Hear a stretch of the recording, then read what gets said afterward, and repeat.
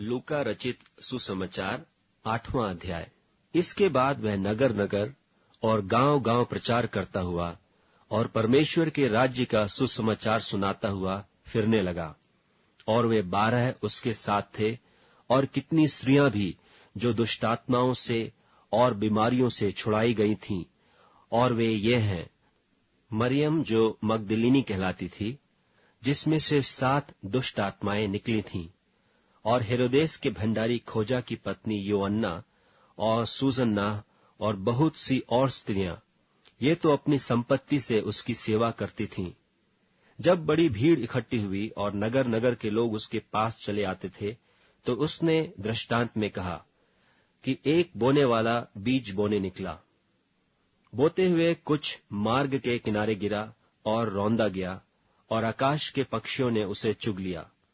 और कुछ चट्टान पर गिरा और उपजा, परंतु तरी न मिलने से सूख गया। कुछ झाड़ियों के बीच में गिरा, और झाड़ियों ने साथ साथ बढ़कर उसे दबा लिया। और कुछ अच्छी भूमि पर गिरा और उगकर 100 गुना फल लाया।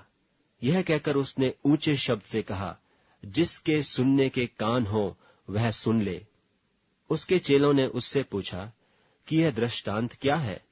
उसने कहा, तुमको परमेश्वर के राज्य के भेदों की समझ दी गई है, पर औरों को दृष्टांतों में सुनाया जाता है, इसलिए कि वे देखते हुए भी न देखें और सुनते हुए भी न समझें। दृष्टांत यह है, बीज तो परमेश्वर का वचन है। मार्ग के किनारे के वे हैं जिन्होंने सुना, तब शैतान आकर उनके मन में से वचन उठा ले जाता है कि कहीं ऐसा न हो कि वे विश्वास करके उद्धार पाएं। चट्टान पर के वे हैं कि जब सुनते हैं तो आनंद से वचन को ग्रहण तो करते हैं, परंतु जड़ न पकड़ने से वे थोड़ी देर तक विश्वास रखते हैं और परीक्षा के समय बहक जाते हैं। जो झाड़ियों में गिरा सो वे हैं जो सुनते हैं, पर होते होते चिंता और धन और जीवन के सुख विलास में फंस जाते हैं, और उनका फल नहीं पकता। पर अच्छी भूमि में के वे हैं जो वचन सुनकर भले और उत्तम मन में संभाले रहते हैं और धीरज से फल लाते हैं। कोई दिया बार के बर्तन से नहीं छिपाता और न खाट के नीचे रखता है, परंतु दीवट पर रखता है कि भीतर आने वाले प्रकाश पाएं। कुछ छिपा नहीं जो प्रगट न हो, और न कुछ गुप्त है जो जाना न जाए और प्रगट न हो। इसलिए चौकस रहो कि तुम किस रीति से सुनते हो, क्योंकि जिसके पास है उसे दिया जाएगा, और जिसके पास नहीं है उससे वह भी ले लिया जाएगा जिसे वह अपना समझता है। उसकी माता और उसके भाई उसके पास आए, पर भीड़ के कारण उससे भेंट न कर सके। और उससे कहा गया कि तेरी माता और तेरे भाई बाहर खड़े हुए तुझसे मिलना चाहते हैं। उसने उसके उत्तर में उनसे कहा कि मेरी माता और मेरे भाई ये ही हैं जो परमेश्वर का वचन सुनते और मानते हैं। फिर एक दिन वह और उसके चेले नाव पर चढ़े, और उसने उनसे कहा कि आओ झील के पार चलें। सो उन्होंने नाव खोल दी।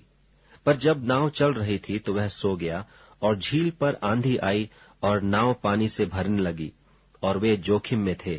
तब उन्होंने पास आकर उसे जगाया और कहा, स्वामी स्वामी, हम नाश हुए जाते हैं। तब उसने उठकर आंधी को और पानी की लहरों को डांटा, और वे थम गए और चैन हो गया।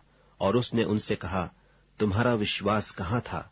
पर वे डर गए और अचंभित होकर आपस में कहने लगे, यह कौन है जो आंधी और पानी को भी आज्ञा देता है और वे उसकी मानते हैं। फिर वे गिरासेनियों के देश में पहुंचे, जो उस पार गलील के सामने है। जब वह किनारे पर उतरा तो उस नगर का एक मनुष्य उसे मिला जिसमें दुष्ट आत्माएं थीं, और बहुत दिनों से न कपड़े पहनता था और न घर में रहता था, वरन कब्रों में रहा करता था। वह यीशु को देखकर चिल्लाया और उसके सामने गिरकर ऊंचे शब्द से कहा, हे परम प्रधान परमेश्वर के पुत्र यीशु, मुझे तुझसे क्या काम? मैं तेरी विनती करता हूँ, मुझे पीड़ा न दे। क्योंकि वह उस अशुद्ध आत्मा को उस मनुष्य में से निकलने की आज्ञा दे रहा था, इसलिए कि वह उस पर बार बार प्रबल होती थी। और यद्यपि लोग उसे सांकलों और बेड़ियों से बांधते थे, तो भी वह बंधनों को तोड़ डालता था, और दुष्टात्मा उसे जंगल में भगाए फिरती थी। यीशु ने उससे पूछा, तेरा क्या नाम है? उसने कहा, सेना, क्योंकि बहुत दुष्ट आत्माएं उसमें बैठ गई थीं, और उन्होंने उससे विनती की कि हमें अथाह गड्ढे में जाने की आज्ञा न दे। वहां पहाड़ पर सूअरों का एक बड़ा झुंड चर रहा था, सो उन्होंने उससे विनती की कि हमें उनमें बैठने दे, सो उसने उन्हें जाने दिया। तब दुष्ट आत्माएं उस मनुष्य से निकलकर सूअरों में गईं, और वह झुंड कड़ाड़े पर से झपट कर झील में जा गिरा और डूब मरा। चरवाहे यह जो हुआ था देखकर भागे, और नगर में और गांव में जाकर उसका समाचार कहा, और लोग यह जो हुआ था उसके देखने को निकले। और यीशु के पास आकर जिस मनुष्य से दुष्टात्माएं निकली थीं, उसे यीशु के पांवों के पास कपड़े पहने और सचेत बैठे हुए पाकर डर गए। और देखने वालों ने उनको बताया कि वह दुष्टात्मा का सताया हुआ मनुष्य किस प्रकार अच्छा हुआ। तब गिरासेनियों के आसपास के सब लोगों ने यीशु से विनती की कि हमारे यहां से चला जा, क्योंकि उन पर बड़ा भय छा गया था। सो वह नाव पर चढ़कर लौट गया। जिस मनुष्य से दुष्टात्माएं निकली थीं, वह उससे विनती करने लगा कि मुझे अपने साथ रहने दे, परंतु यीशु ने उसे विदा करके कहा, अपने घर को लौट जा और लोगों से कह दे कि परमेश्वर ने तेरे लिए कैसे बड़े बड़े काम किए हैं। वह जाकर सारे नगर में प्रचार करने लगा कि यीशु ने मेरे लिए कैसे बड़े बड़े काम किए हैं। जब यीशु लौट रहा था तो लोग उससे आनंद के साथ मिले, क्योंकि वे सब उसकी बाट जो रहे थे।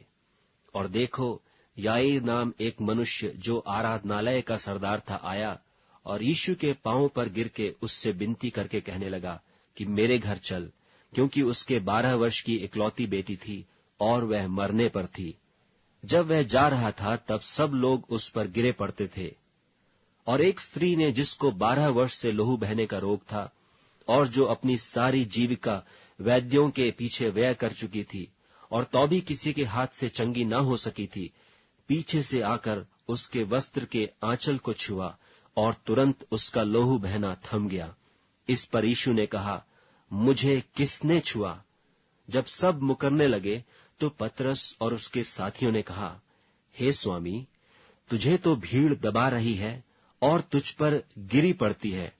परंतु यीशु ने कहा, किसी ने मुझे छुआ है, क्योंकि मैंने जान लिया है कि मुझ में से सामर्थ निकली है। जब स्त्री ने देखा कि मैं छिप नहीं सकती, तब कांपती हुई आई और उसके पांवों पर गिरकर सब लोगों के सामने बताया कि मैंने किस कारण से तुझे छुआ और क्यों कर तुरंत चंगी हो गई। उसने उससे कहा, बेटी, तेरे विश्वास ने तुझे चंगा किया है, कुशल से चली जा। वह यह कह ही रहा था कि किसी ने आराधनालय के सरदार के यहां से आकर कहा, तेरी बेटी मर गई, गुरु को दुख न दे। यीशु ने सुनकर उसे उत्तर दिया, मत डर, केवल विश्वास रख तो वह बच जाएगी। घर में आकर उसने पतरस और यूहन्ना और याकूब और लड़की के माता पिता को छोड़ और किसी को अपने साथ भीतर आने न दिया। और सब उसके लिए रो पीट रहे थे, परंतु उसने कहा, रो मत, वह मरी नहीं परंतु सो रही है। वे यह जानकर कि मर गई है उसकी हंसी करने लगे, परंतु उसने उसका हाथ पकड़ा और पुकार कर कहा, हे लड़की, उठ। तब उसके प्राण फिर आए और वह तुरंत उठी, और उसने आज्ञा दी कि उसे कुछ खाने को दिया जाए। उसके माता पिता चकित हुए, परंतु उसने उन्हें चिताया कि यह जो हुआ है किसी से न कहना।